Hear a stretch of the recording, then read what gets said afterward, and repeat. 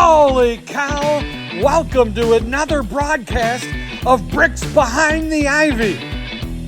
Hey, Cub fans! Welcome to another episode of Bricks Behind the Ivy. I am always your host, Jeff Candid Cubs Rogowskis, and this is a special episode of Bricks Behind the Ivy.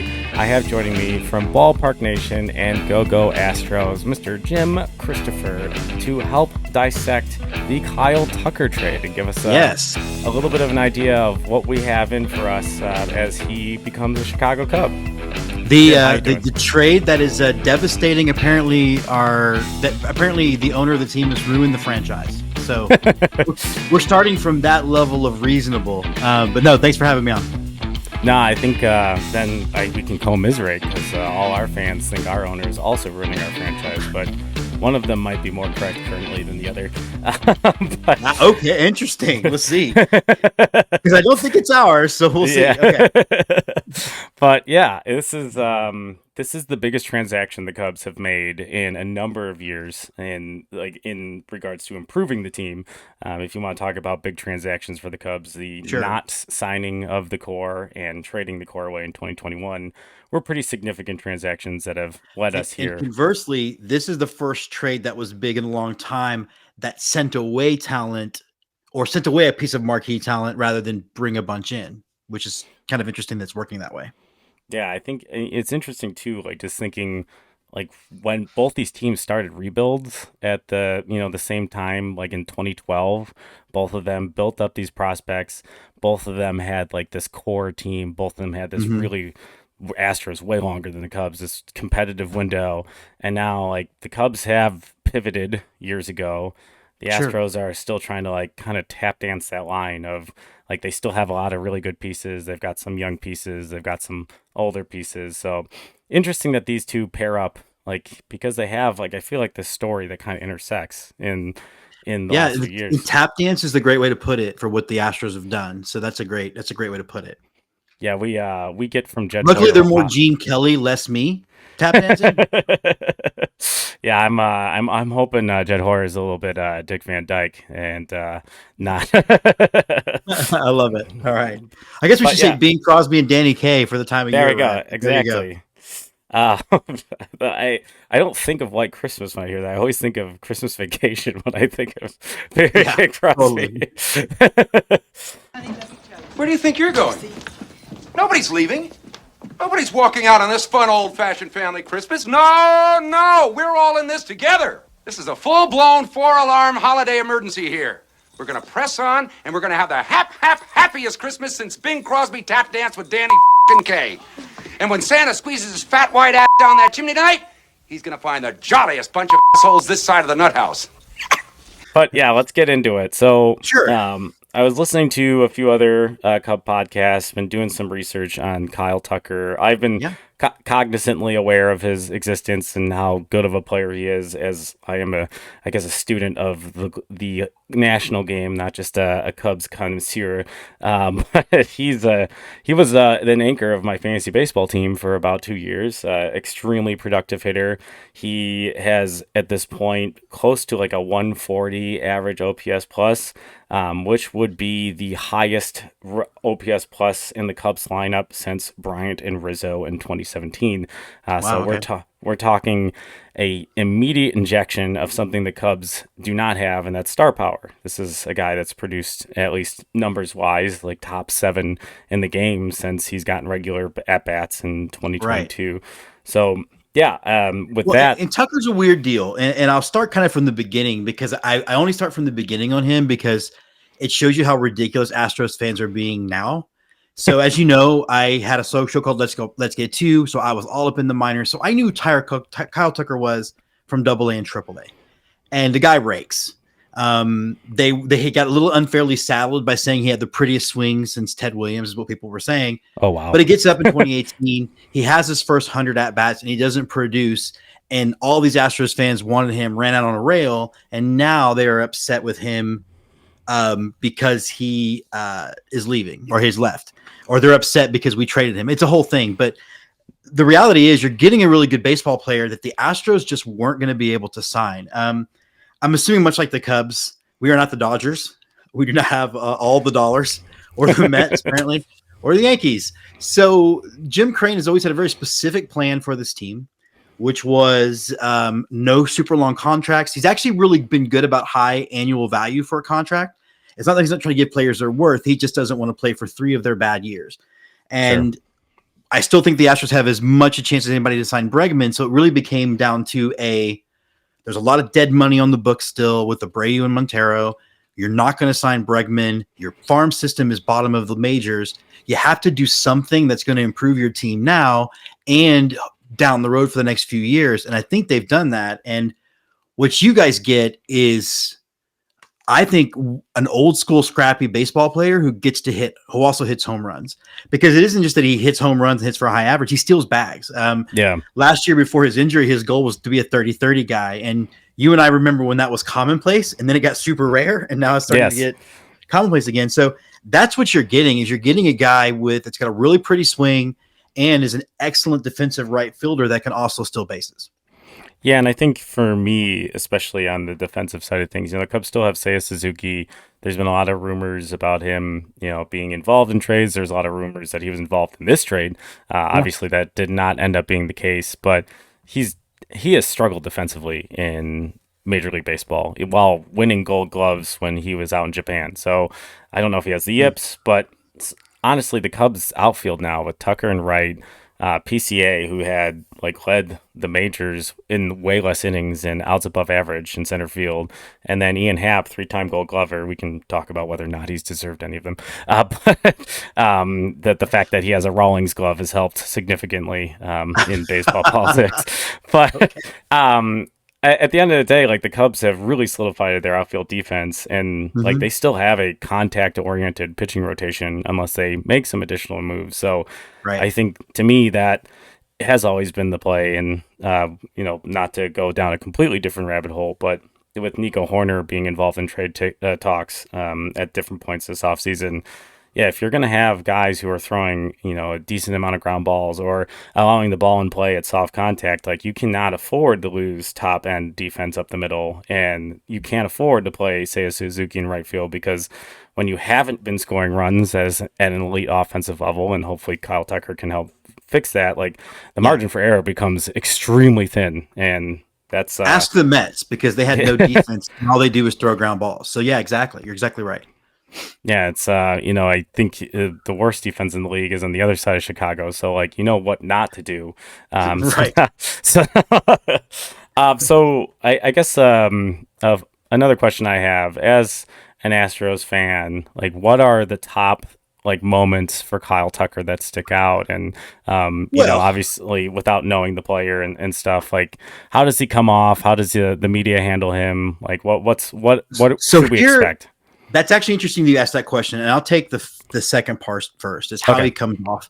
He's not a media guy. He does come off as a bit of aloof.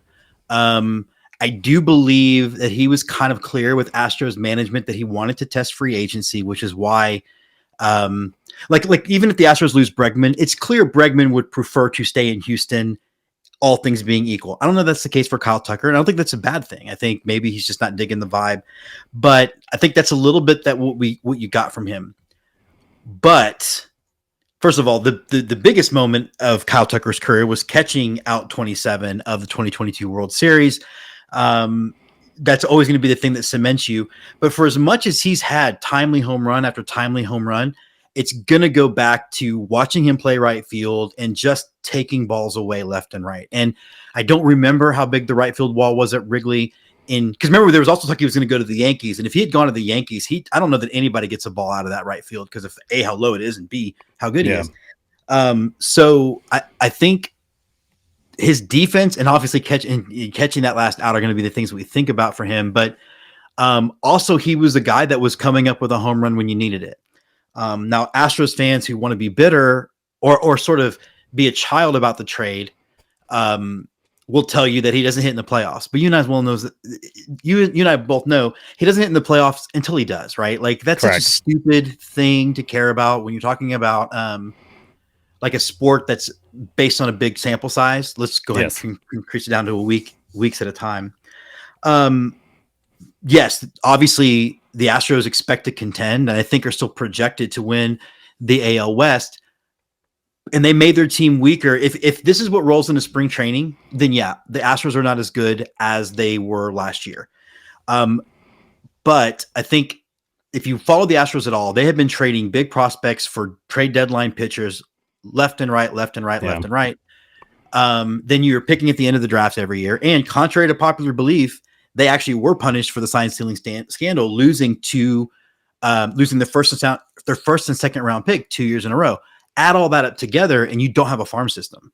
Yeah. And so one of the things the Astros are looking forward to is the fact that you get a Houston kid coming back to pitch, and we saw with Kikuchi what the Astros pitching coaches are capable of. Like, that's been their run the whole time of, we can take anybody's trash and make him someone's treasure. I'm not saying this guy was trash, but I just like to see a Pollock from Houston coming back to Houston. But if what happens, which I think has a chance to happen, which is actually that it's Bregman back at third, you've just increased first base. The Astros had the worst production out of first base last year. And really probably the last 2 years. So even if you've now got to go find some outfielders to be competent, you've increased in the aggregate the rest of the team. And I do think that makes you better now, but also you don't have to worry about these guys walking in 2026 or in 2027. So I think it's actually a trade in my mind that works out well for both teams, which is very rare that you can say that. Yeah, and I think like the Cubs' perspective, some folks out there are, unless he signs the extension, this is an overpay. But I mean, you build a farm system and you build this prospect depth to make deals like this. And the Cubs have sat out every big conversation of the last 5 years. Mookie Betts, Francisco Lindor, Juan Soto, Shohei Ohtani. Like when they trade Paul Goldschmidt when he was out there for trading, Nolan Arenado, all these things because they wanted to hold on to their poker chips. So, I mean, to me, this is an indication of, like, yes, and the improv rule. Yes, we've got Kyle Tucker, and now we're gonna go do this because that indicates. And I just listened to Sahadev Sharma. He's the beat writer over at The Athletic.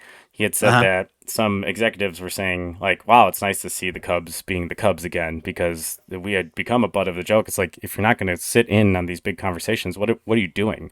Like, you just have this really nice 82, 83 win team that can't really exceed that ceiling because you're missing like that piece that gels all of it together. Yeah. Well, first of all, what's the cliche? Parades, not prospects. Prospects are just that. My favorite is how irrational some of our fan base has been overinflating the three guys that we sent for Kikuchi. Two of them were technically already in the majors because we had no other option, and they were basically replacement level players. Kikuchi, all he did was went 10-0, had like a 1.5 ERA for those last 10 games because we didn't win the World Series. It was a bad trade. One of the things I find curious though, Jeff, is we're always talking about, at least on my show, what used to be Go Astros and now is a whole different thing. And I would give you the name, but we haven't come up with one yet. But it's not like the Chicago Cubs are the fourth most valuable team in baseball. It has to be frustrating that they don't spend like it. Yes. Okay. Well, there you go. That's the shortest question answer. Yeah, and I'll expand on that. And I think my audience might know this ad nauseum, but there is some commentary. There's some folks on TikTok, and Joshua Kuznick, ex MLB agent, has been kind of rolling through it that the Ricketts use the Cubs as a Midwest bank. They continue to line their pockets. The control is potentially by the oligarch at the top of the family, and we don't have the flexibility because they see this as not just a baseball team, but like a money machine. And we are a very loyal fan base. And I guess you're right. It's tough to know. Like, you went to Wrigley this year, and that was one of the episodes that I was on for your coming show, and then you came on my show to talk about the experience. Like, it's a magical place, and it's easy to get caught. Yeah, and it's hard to like not get swept up in that, and then people come there and just shell out money, and but since the Cubs won the World Series, like, the fan base has shifted so dynamically that there is this impatience, there is this like great frustration, there is this, and I understand. Like, yes, the Juan Soto contract is a bad baseball contract. Like Steve Cohen was not going to be denied. Like that is what Right. was, but the not have the words Cubs involved is like, it's the accordion theory for me. Like if you continue to sit out a certain conversation, when you want to sit in it, you're not going to know how to operate. Because That's the like, point. and that's the thing as a Cub fan I've been the most terrified of is for every guy you sit out or everyone you don't pitch, for everyone you don't know how to tweak the sales pitch, you don't know how to get that deal across the finish line, and you're going to have this disadvantage. And like, yeah, the Cubs have oodles of money, and they don't have the TV problem that other people are having right now because they have their own network. They are now bringing in tons of revenue. They have a hockey game coming on New Year's Eve with the NHL. They have a Frozen Four with the Big Ten. They just had 3 football games. They have 4 football games coming next year. We already have like 9 concerts lined up. Like, that's revenue on revenue on revenue, and we sit here and like penny pinch, and like the early offseason rumors were like Cubs need to dump Cody Bellinger because of his contract. It's like, hold on, we have $50 million before the first CBT. Like, what is that? Like, that's yeah. like, I do think so. The Astros are in a different spot because I think one, because it's funny because you said, because when I went to Yankee Stadium for the upcoming premiere season of Ballpark Nation, which should be out starting in March. I kind of felt the same way as when I was at Wrigley, in the sense of these are loyal fans who are not watching a team as capable as they could be watching, but yet they're still coming. So yeah, what is the incentive? Whereas the Astros realized really quickly, if they don't win, they don't make money. And so, and Jim Crane has bigger plans than just the Astros. He wants to build a ballpark village. I was telling you about that, not unlike what Wrigleyville is like. And so it's why I take him at his word that it's not going to be a long rebuild, more of maybe a little bit longer reload. But yeah, I mean, to me, it's fascinating. I would say this though. I would imagine that the Cubs don't make that trade if they don't think it's at least possible that they're going to extend him or at least get the right of first refusal. You did bring up an interesting point though, since everybody's negotiating with Scott Boras. If you don't do it, because he's a weird dude, right? Like he's got his own way of doing things. And, you know, when he talks about the Astros, the Astros still being in play for Bregman, that shocks me because he never says stuff like that. Yeah. So, it is interesting you bring up the fact that if you're not used to how to talk to him, he's a weird kind of dude. Yeah, and I know the Cubs. Scott Boras loves an audience more than most folks, and specifically, he likes when ownership gets involved in these deals. And Tom Ricketts has refused to do so, and by default, the Cubs front office has basically refused in a lot of cases to negotiate with Boras. It goes all the way back to Chris Bryant and like trying to negotiate a team friendly deal there, and obviously he got paid and. You know, the jokes are going to continue for years in Colorado after every, small time theft. They're like, Chris Bryant still remains at large for stealing $183 million from the Rockies. But like, he gets his guys like paid, but yeah, he's an interesting cat. That's a way to look at it. And I know the Cubs have negotiated, the weird deals with him and Bellinger, and I still have like a dark horse theory that the Cubs wanted both Chapman and Bellinger last year, but they wanted them on 2 deals like Bellinger's, and Boras just would not adhere to a team like the Cubs getting 2 sweetheart deals. And like, I get it. Like that's like, you shouldn't do that. I know he gave like Altuve, he gave the Astros got a very sweet team friendly deal with Altuve, but I kind of think Altuve said, I'm staying in Houston, whether you stay my agent or not is really up to you. Correct. Yeah. But yeah, I mean, I think too, one of the things, I don't know if this bugs you, but it bugs me when fans immediately take the side of ownership without stepping back and saying, you know what, if ESPN called me right now and offered me the most money, I'm sorry, ballpark, whatever you are, I'm heading out. So all of us would do it, but he's a weird guy to negotiate with for sure. Yeah. And I think, it's just that's one thing that a lot of people have pointed out with Tucker is Tucker is not a Boras client, at least that I'm aware of. And people are like, well, the Cubs trading for a guy who's a star, who is not a Boras client, maybe this is their wheelhouse. This is what they prefer to do. And I know they have a good relationship with Joel Wolfe, who is part of that pipeline with a lot of the MPB players. And like, obviously he made some comments about like what Seiya Suzuki prefers at the winter meetings. And, there was some scuttlebutt about discussion on whether or not he could play right field. But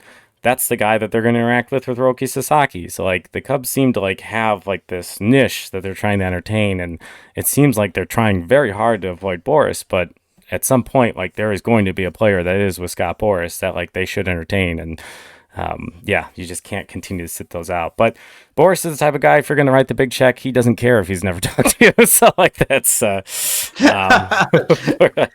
is true. Although I do love the rumor going around that apparently he's done dealing with the Yankees because they really didn't even try to negotiate for Juan Soto. That whole thing's weird, but and it's obviously a conversation for maybe 15 years from now when we see how it worked out. Exactly. Definitely. Well, thank you so much for hopping on and doing a quick spot on Kyle Tucker. I know I'm excited for the debut of Ballpark Nation. Do you have any updates? We got a big update actually. So we have officially so basically about the last 3 months, I've been doing what we in the indie film business call deliverables, which means it's putting together all of the closed captioning, all of every little thing that goes into making a show that you don't think about. So we have passed QC. The sales agent has started to sell it to networks. They jokingly sent me an email that one of the networks that's interested is one out of Slovakia. So I guess I'm going to be big in Slovakia. But no, we're still definitely looking for a March 1st release. The Wrigley episode will be the season premiere on whichever platform it lands to. But I should expect some bigger news right after the new year. But we're very excited and pleased with where we are right now as far as selling the show. Awesome. Yeah, I'm super excited, especially being part of not just the show, but the premiere episode. That's super cool. And I appreciate you taking the time today to talk some Kyle Tucker. Thank you so much, everybody, for tuning in. As always, this is Bricks Behind the Ivy, and go Cubs.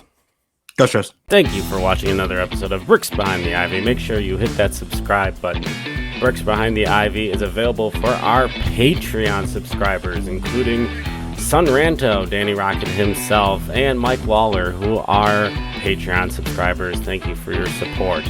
Bricks Behind the Ivy is also brought to you by Yaggy Road Roasting Company. Why not make the coffee you drink just as special as the moments you drink them in? Yaggy Road Roasting. Use the link in the bio to order some of your coffee today. And Bricks Behind the Ivy is also brought to you by Wrigleyville Sports, the best sports memorabilia store in Wrigleyville, right across from the ballpark. Use the code IV10 today. Yes, IV10 to get 10% off at checkout. Until next time, go Cubs!